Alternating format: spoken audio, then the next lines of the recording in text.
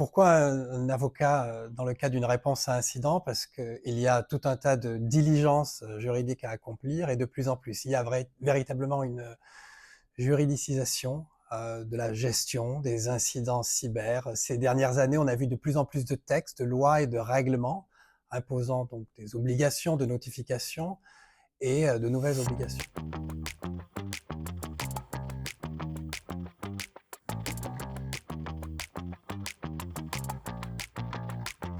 Pierre Affagard, avocat au sein du cabinet Clyde & Co au bureau de Paris, et je m'occupe des questions cyber et plus particulièrement la réponse à incident.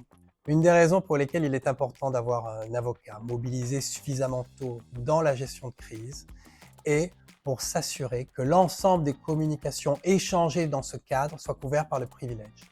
Grâce à cette protection, en cas de réclamation dans une juridiction anglo-saxonne par exemple, ces communications pourront rester confidentielles.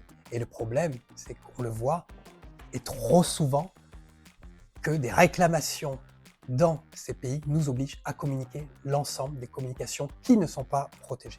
À l'occasion d'un incident, il y a tout un tas de diligences juridiques, notifications, dépôt de plainte, qui peuvent varier selon le type d'incident et puis l'entreprise qui en est victime.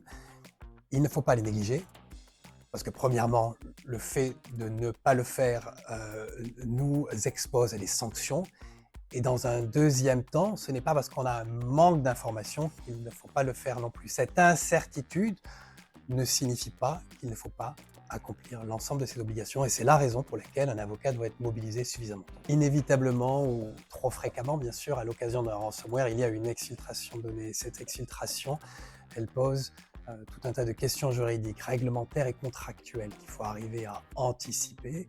Et l'avocat permet justement d'intégrer toutes ces questions au mieux et au plus tôt, main dans la main avec l'équipe technique.